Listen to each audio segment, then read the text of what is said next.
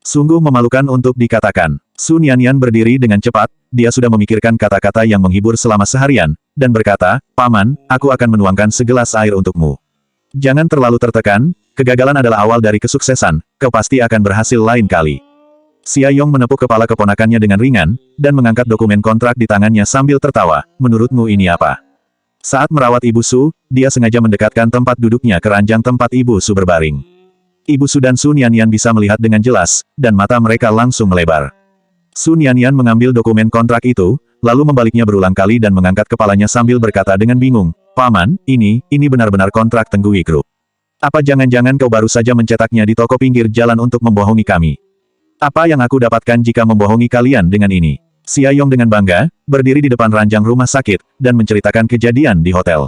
Lalu dia memandang Su Nianyan, "Nianyan, temanmu bukanlah sekedar orang biasa, tetapi orang yang besar bagi keluarga kita." Su Nianyan kebingungan mendengarnya. Istri Xia Yong membeli beberapa buah dan datang dari belakang Xia Yong. Mendengar Xia Yong mengucapkan itu, dia mendorongnya sambil tersenyum, "Sudahlah, kau sudah pamer di sepanjang jalan, simpan kontrak itu, jangan sampai hilang." Xia Yong berhasil, dan Ibu Su juga sangat senang, wajahnya jadi lebih baik, tetapi dia masih sedikit khawatir, sebuah proyek sebesar Tenggui Group, mungkinkah perusahaanmu akan berhasil? Meskipun Ibu Su tidak pernah berbisnis, dia telah sedikit mengenalnya sejak kecil, dan dia tahu bahwa jika proyek gagal karena kesalahan Xia Yong, maka Xia Yong mungkin tidak mampu membayar kebangkrutannya.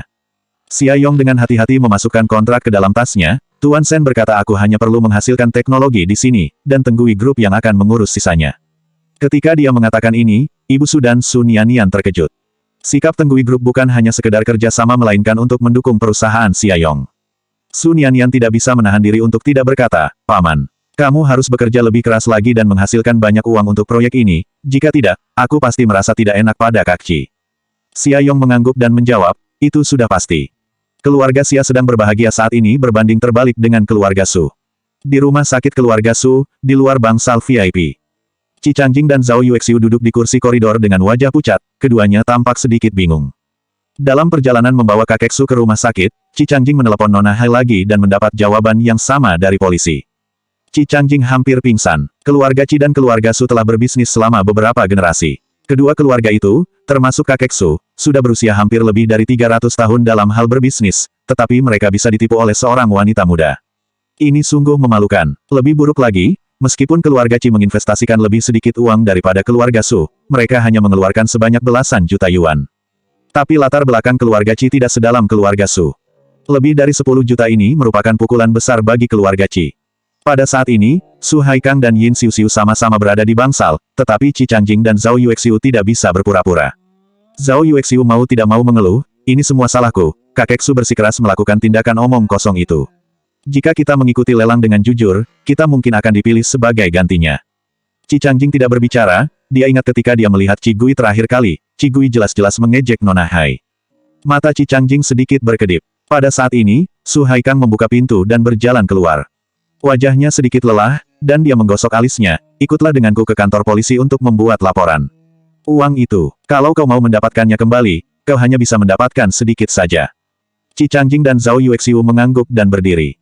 Su Haikang teringat sesuatu, dan berkata lagi, "Changjing, kamu juga periksalah kenalanmu. Barangkali ada yang telah bekerja sama dengan Tenggui Group, kalau itu dari Beijing, mungkin kita bisa mendapatkan bagian juga.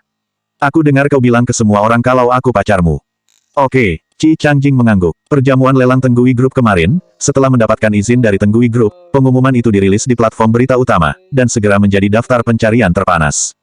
Para mahasiswa yang datang untuk berpartisipasi dalam kompetisi, secara alami melihatnya.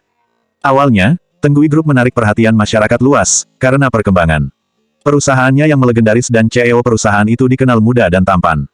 Tetapi umumnya sulit bagi orang biasa dapat berhubungan dengan urusan sehari-hari dari perusahaan sebesar itu. Acara lelang umum tahunan Tenggui Group secara alami menjadi sesuatu yang dibicarakan oleh semua orang. Namun tahun ini, karena keberadaan khusus Xia Jinjin, mahasiswa-mahasiswa lain memberikan Xia Jinjin perhatian lebih dari sebelumnya. Saat makan siang, banyak orang berkumpul dan bertanya kepada Xia Jinjin dengan rasa ingin tahu, "Kak Xia, apakah keluarga Fu berpartisipasi dalam lelang ini? Apa kau tahu perusahaan mana yang menandatangani kontrak dengan Tenggui Group tahun ini?" Saat itu Xia Jinjin mengungkapkan bahwa dia adalah pacar Fu Wen, cucu muda dari keluarga Fu. Semua mahasiswa di sana ingin mendengar lebih banyak cerita orang dalam dari Xia Jinjin. Ekspresi Xia Jinjin sangat tenang, bahkan ketika dia sedang makan, dia mengunyah dengan perlahan, gerakannya anggun dan lembut.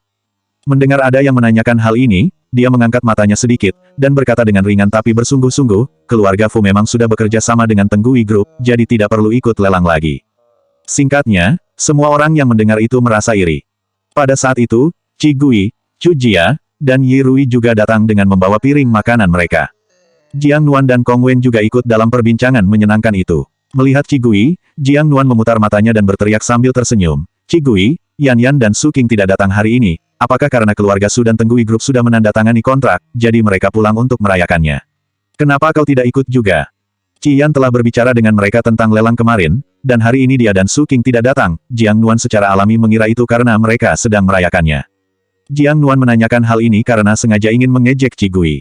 Mendengar kata-kata Jiang Nuan, semua orang langsung iri pada Qi Yan dan Su King untuk beberapa saat, lalu menatap Qi Gui dengan tatapan kasihan atau ejekan.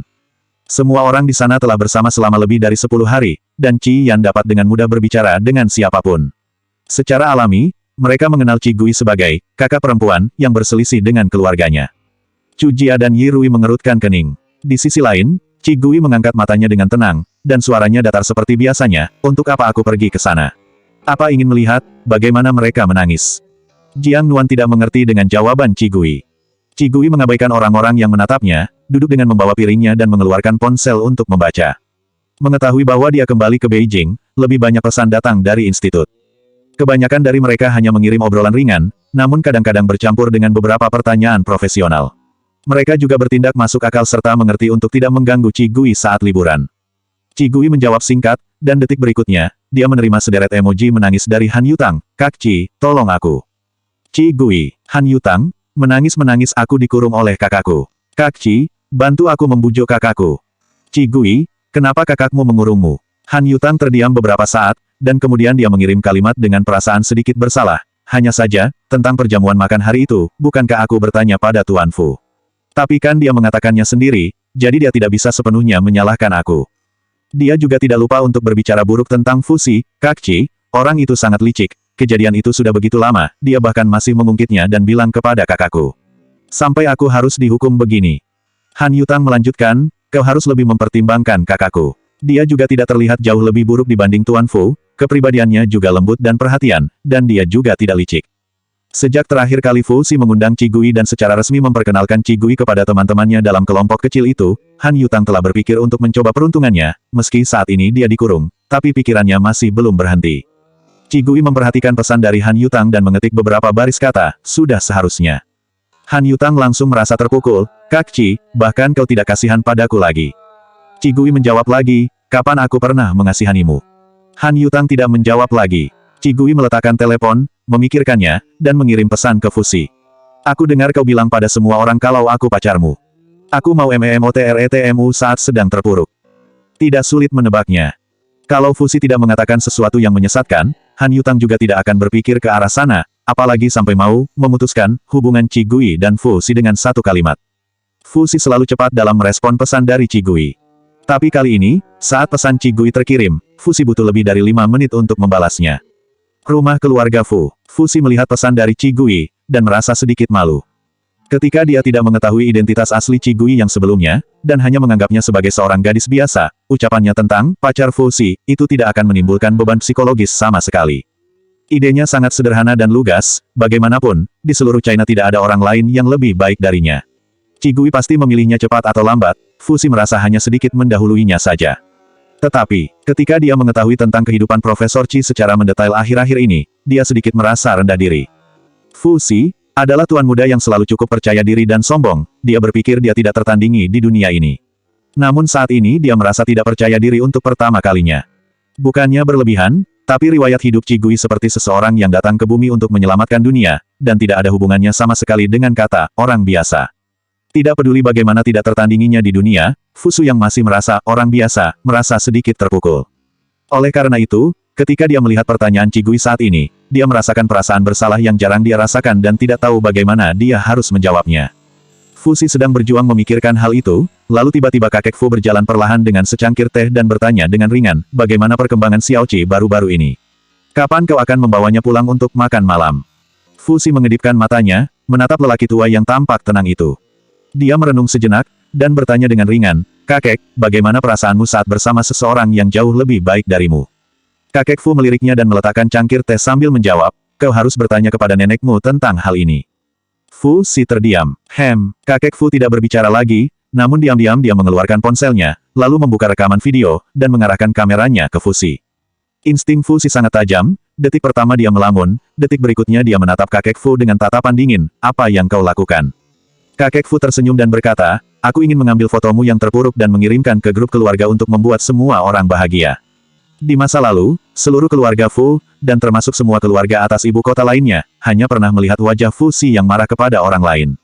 Hari ini, berkat Qi Gui, kakek Fu memiliki kesempatan untuk membalas dendam, dan kakek Fu tidak mau menyia-nyiakan kesempatan ini sama sekali. Fu Si diam saja. Kakek Fu tidak menunggu Fu Si untuk berbicara, dan langsung berkata, "Bagaimana kalau kau membiarkan aku mengambil fotomu, lalu aku akan membantumu memecahkan masalahnya." Fu Si menarik napas dalam-dalam dan berkata dengan sabar, "Jika kau tidak bisa menyelesaikan masalahnya nanti, jangan harap satu set teh di kamarmu yang sudah kau simpan selama lebih dari 10 tahun itu bisa selamat." Kakek Fu mengabaikannya, memotretnya dari depan ke belakang, kiri dan kanan untuk merasa senang, lalu menyimpan kembali ponselnya, dan di bawah tatapan Fu Si, dia berkata perlahan, "Kau ingin menjadikannya sebagai seorang istri, tetapi kau tidak ingin bersaing dengannya di panggung yang sama. Memang kenapa kalau dia lebih baik darimu? Semakin baik dia, semakin sedikit pesaing yang kau miliki, bukankah itu hal yang baik?" Fu Si masih terdiam. Mata Phoenix-nya tertuju pada kakek Fu, dan untuk sesaat, matanya kosong.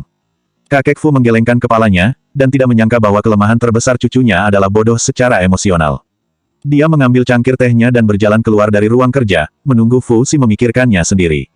Fu Si duduk di ruang kerja sepanjang sore. Sampai tanda-tanda malam mulai datang melalui jendela dan jatuh tepat di depan matanya, seperti nyala api kecil, yang secara bertahap menyalakan sorot matanya. Fu Si akhirnya mengerti. Karena dia sangat menyukai Qi Gui, dia khawatir dia tidak cukup baik untuknya. Tapi dia tidak perlu lebih baik dari Qi Gui. Dia hanya perlu menjadi lebih baik dari pria lain dan itu sudah cukup. Selama dia bisa menjadikan dirinya sebagai orang yang paling layak untuk Qi Gui, itu saja sudah cukup. Setelah itu Fu Si segera ingin memberitahu Qi Gui, dia mengangkat ponselnya dan dengan percaya diri membalas pesan Qi Gui. "Di mana rasa malumu?" Qi Gui tidak menunggu jawaban Fu Si, dia juga tidak peduli, dia meletakkan ponselnya, dan menghabiskan makanannya dengan perlahan. Setelah menyelesaikan pekerjaannya di sore hari, dia hanya punya waktu untuk mengeluarkan ponselnya ketika dia kembali ke kamarnya. Lalu Qi Gui melihat pesan balasan dari Fu Si. "Iya, Profesor Qi, bagaimana kalau kita buat ini jadi kenyataan? Latar belakang keluargaku cukup baik, aku tampan, dan eku cukup untuk menghancurkan 99% orang. Aku perhatian dan lembut kepada pasanganku. Kecuali aku yang tidak bisa memasak, aku tidak memiliki kekurangan lainnya. Di China, kau tidak akan pernah menemukan pria lain sebaik diriku." Setelah itu, ada 7 atau 8 pesan, yang semuanya merupakan pujian untuk diri sendiri dari Fu Si. Tidak peduli seberapa tenang dan datarnya Qi Gui, ketika melihat jawaban dari Fu Si sudut bibir Qi Gui tidak bisa menahan untuk tidak mengerut. Apa yang terjadi belakangan ini, sampai dia mulai menjual dirinya sendiri. Hal ini belum pernah terjadi sebelumnya, Qi Gui menjawab pesan Fu Si dengan kalimat yang keras, "Fu Si, di mana rasa malumu?" Fu Si menjawab dengan cepat, "Kali ini, terserah katamu saja itu ada di mana." Bahkan sampai akhir Fu Si memiliki arogansi yang bisa menerobos layar. Qi Gui hanya menghapus obrolannya dengan Fu Si sampai tidak terlihat lagi. Fu Si tidak tahu apa yang Qi Gui pikirkan, dan dia tidak mengirim pesan lagi. Di bangsal kakek Su, Qi Changjing, Zhao Yuexiu, Su Haikang, Yin Xiuxiu, Qi Yan, dan Su Qing berdiri di sekitar ranjang tempat kakek Su berbaring, masing-masing dari mereka terlihat dengan ekspresi yang masih tidak percaya dengan kejadian itu. "Apa? Apa yang kamu katakan?" Su Haikang tergagap ketika dia bertanya, "Siapa yang menandatangani kontrak dengan Tenggui Group?" "Xia Yong." Apakah itu Xia Yong dari kota Nan?" Qi Changjing mengangguk dengan ekspresi terkejut di wajahnya. Wajah Yin Xiuxiu juga sangat terkejut, "Bagaimana mungkin? Bisakah kamu mencari tahu siapa yang membantunya?" Sejauh kekuatan keluarga Xia di kota Nan, bahkan jika kakek Xia muncul secara langsung sebelum keluarga mereka berpisah, Tenggui Group tidak mungkin menyukainya. Jika tidak, maka Su Haikang tidak akan menceraikan Xia Ling tanpa ragu dan menikahi Yin Xiuxiu. Saat ini, setelah semua keluarga Xia berpisah, Xia Yong hanya mendapatkan sebagian kecil dari properti itu, dan total aset perusahaannya tidak lebih dari 50 juta, sehingga dia tidak mungkin memenuhi syarat untuk berpartisipasi dalam acara lelang. Qi Changjing menggelengkan kepalanya, "Aku tidak dapat menemukannya, orang yang membantu Xia Yong pasti sangat kuat. Berita tentang dia benar-benar diblokir, dan tidak ada petunjuk sama sekali." Setelah Qi Changjing selesai berbicara, semua orang terdiam. Su Haikang memikirkan apa yang sudah dikatakan Yin Xiuxiu di hari lelang kemarin malam, Su Haikang mengepalkan tinjunya, menoleh ke arah Yin Xiu dan berkata dengan sungguh-sungguh, aku akan memeriksa di rumah sakit mana Xia Ling dirawat malam ini, dan kau akan ikut denganku untuk meminta maaf padanya besok. Yin Xiu menggigit bibirnya, tetapi tidak membantah. Dia sangat cerdas dan tahu bahwa di hati Su Haikang, kepentingan keluarga Su adalah hal yang paling utama. Xia Yong bekerja sama dengan Tenggui Group, dan statusnya di masa depan akan meningkat secara alami. Jika perkembangannya bagus, mungkin dia bisa menyalip keluarga Qi dan sejajar dengan keluarga Su. Mulai saat ini, mantan istri Su Haikang bukan lagi seseorang yang bisa diabaikan oleh mereka sesuka hati. Tidak hanya tidak bisa diabaikan, sebaliknya, mereka harus berusaha keras untuk menyenangkannya. Kesadaran yang tidak terduga ini telah membayangi semua keluarga Su yang hadir di sana. Kakek Su telah bangun, tetapi ini sama saja dengan berita tentang pukulan kedua, yang bisa membuatnya sangat kurus. Setelah semua orang di bangsal pergi, kakek Su menghentikan Su Haikang. Rumah sakit tempat Xia Ling tinggal pada saat ini mungkin bukan rumah sakit yang bagus. Kau bisa membantunya pindah ke rumah sakit lain. Kalau kau membutuhkan dokter, aku punya sedikit persahabatan dengan Akademisi Wu. Kau bisa bertanya padanya. Petik 2. Setelah berbicara tentang hal ini, kakek Su terdiam beberapa saat sebelum akhirnya berbicara lagi. Xia Ling seharusnya masih punya perasaan untukmu. Kau tahu apa yang harus dilakukan. Tenggui Group adalah perusahaan yang besar, dan kau tidak boleh melepaskannya. Jika itu adalah perusahaan lain, kakek Su mungkin tidak berani berpikir seperti itu.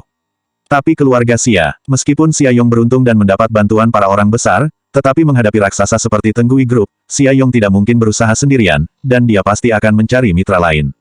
Bagaimanapun, keluarga Su telah memiliki 8 tahun persahabatan dengan mereka, dan kekuatan keluarga Su cukup kuat, sehingga keluarga Su pasti menjadi pilihan pertama.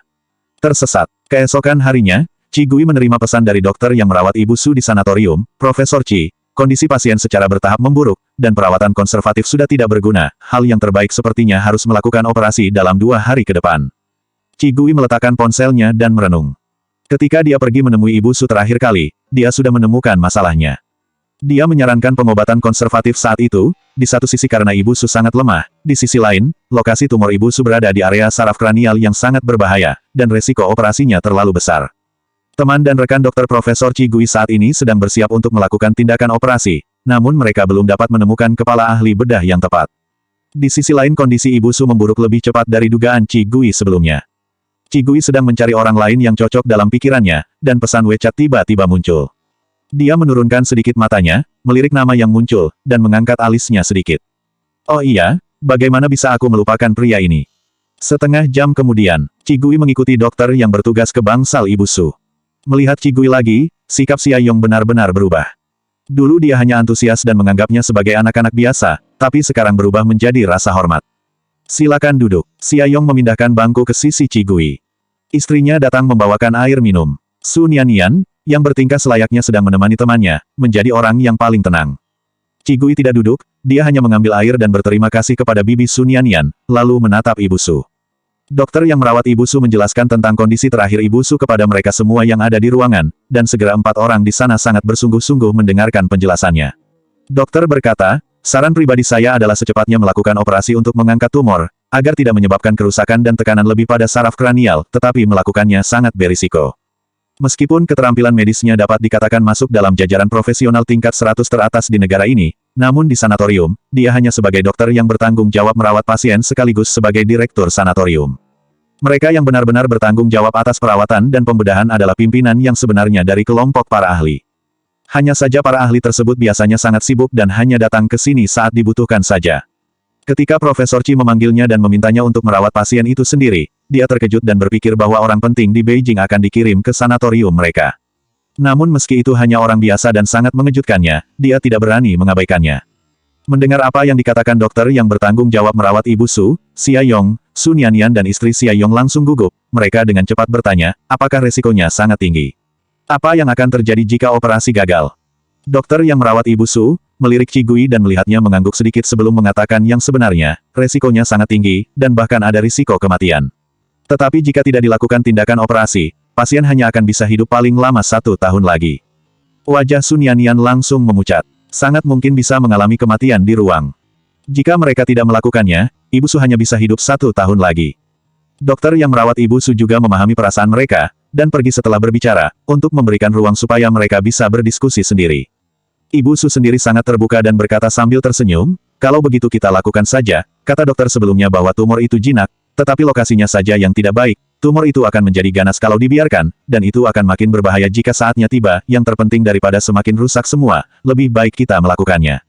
Su Nianian mengerutkan bibirnya dan terdiam.